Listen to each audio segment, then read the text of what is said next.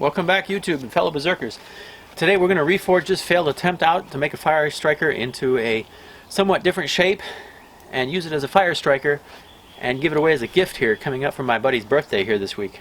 I hope he's not going to see this until his birthday, but if he does, this is me making it for him, so this is going to be a great video. Unfortunately, it broke. Well, I wasn't being careful when I was hitting it with the hammer. I had this part heated up and this part was cold, and this is hardened steel, and I've already had it hardened, so I was just trying to reshape this side some.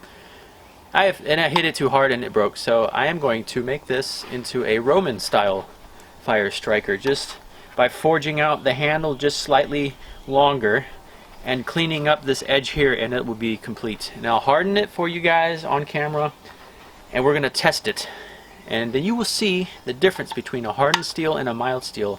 I'll show you that right when I get to that point. So here's me firing up the forge. We have excellent weather today.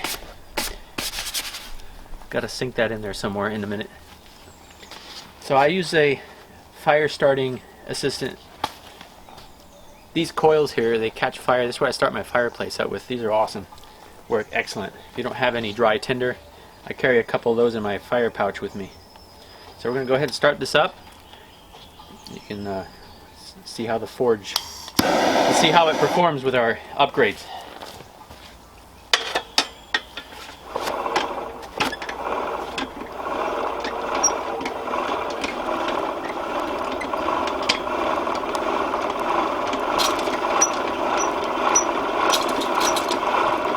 Tightened up all the bolts that keep loosening up, and I've replaced some of them with stainless steel bolts, which don't expand as much as they do as mild steel bolts do when heat is applied. They also don't rust, so that's a great advantage. And here you see I have now the air valve is open and it is staying open. I was fighting with that last time. So this is going to be the initial startup. It's going to take about 10 minutes so we can get a good hot fire, get all that smoke out of our face here. So stay tuned. I'll catch you when I get to that point. Like driving a bicycle with one foot.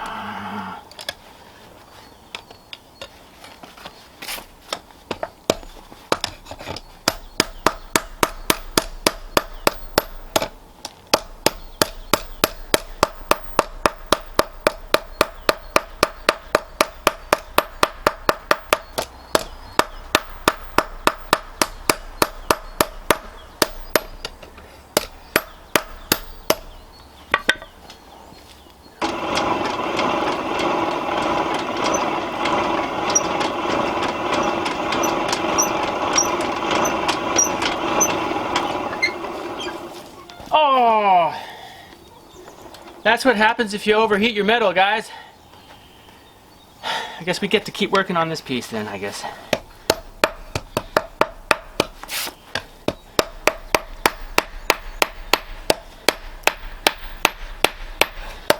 Not to bend it.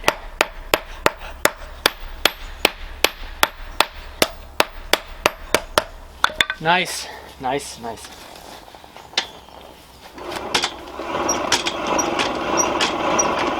Melted it in the forge, just gone.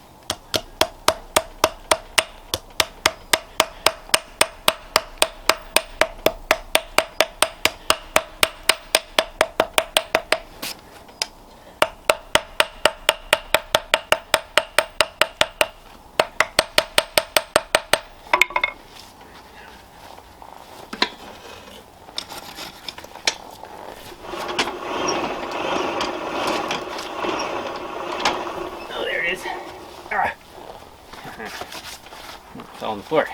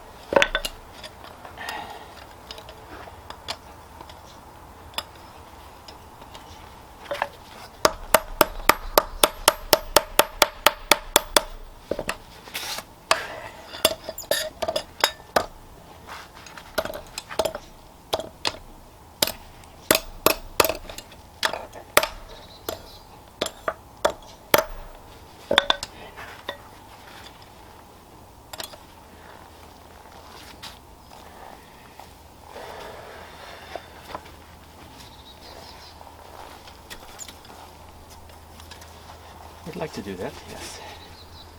Be very careful now. A Leatherman tool isn't a suitable forging assistant, but that's all I have. I'm in the middle of nowhere. I mean, like far, far away from anything. I could just go get tools. And gradually, I'll make myself a pair of bending tools, so that'll be appropriate. But we're going to try to twist the handle once so it looks a little neat now. So hopefully this works. If not, we fail and I have to start all over.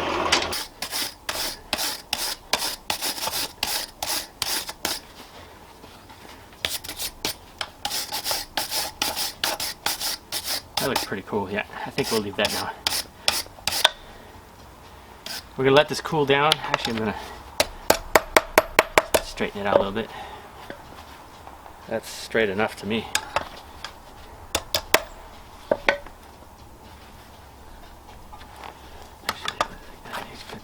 One more time. Straighten it out here.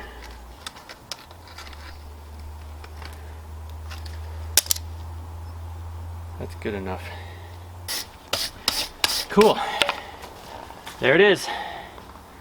Now we're going to cool this down in the water. It's not at hardening temperature, so I'm going to let this, I probably should just let it air cool for a minute, and then when it's low temperature, cool it off enough in the water for me to be able to hold it in my hand, so then I can work on it in the vise. I was going to put it in the vise, clean it all up, file it down, and then we're going to harden it, and then we're going to anneal it just slightly around the handle area, where that means we're going to heat it up just barely on top of the fire, get it warm, and then let it cool down on its own over to the side. So I'm hoping to get this done in the next hour, so this is really exciting. Looks pretty cool. I put a twist into the handle. It gives it a little neat look. And now we're going to do that. I'm going to let it cool down. Let it cool down right here while I just pause the camera and have a break myself. So YouTube, back after a quick break. Definitely needed that. And that time I used to set up my vise. It is now rock solid thanks to this ratchet strap. Yes, it's not very Viking, but it works. And now we have a vise which we can use to bend things, and I've got to make myself a spring that goes in there. But that's a project for a different day.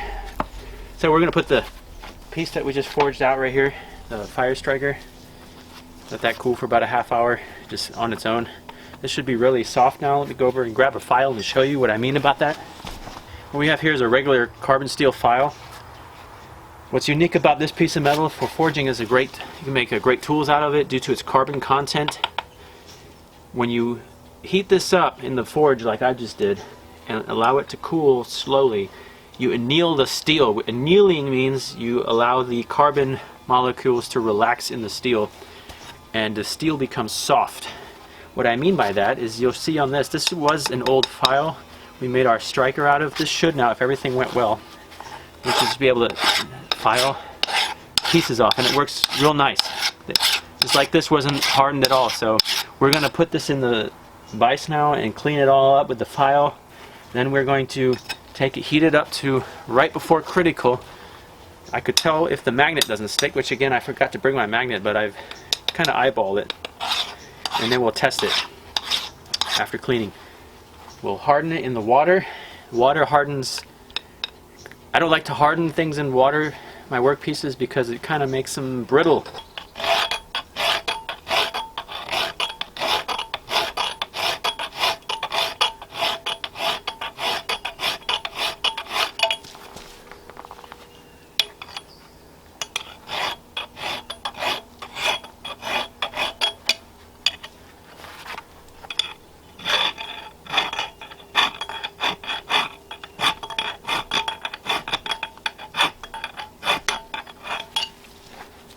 I like this file. Look at this one. Cheat.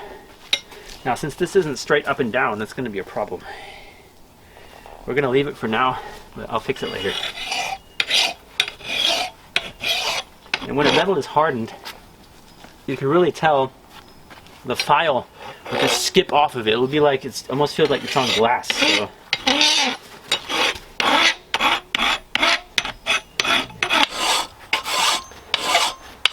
And when you're doing projects like this using old files, don't go to a store and spend a lot of money on new files. Go to your local junk scrapyard and tell the guy at the front counter what you're looking for and what you're going to do. and usually they'll point you in the right direction. For a couple of bucks, you can get a bucket full of old rusty files. And if the rusty means nothing, you can 2 minutes in that forge and they'll be clean. That rust will burn right off. So I get all these files from the junk. I don't waste perfectly good files for projects like this.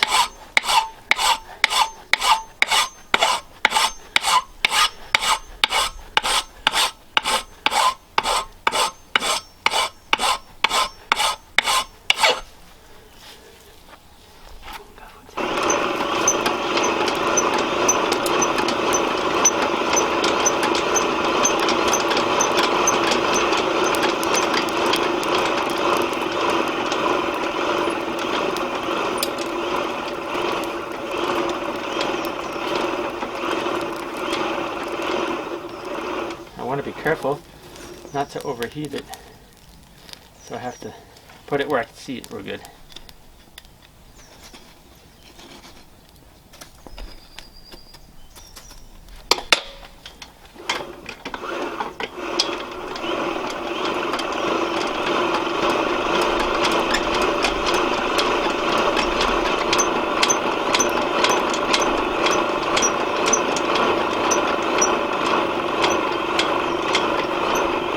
Don't want to do it too fast, but the heat won't have time to disperse evenly into all the metal. You'll get one spot way too hot and it'll start to burn.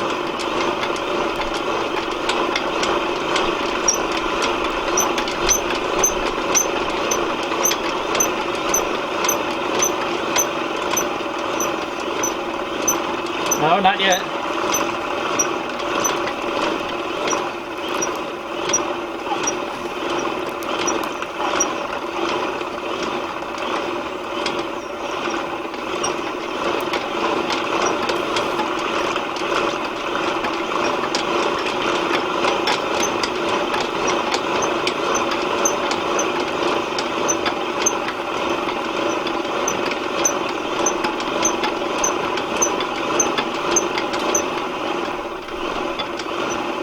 That scared me for a second. That was the metal breaking.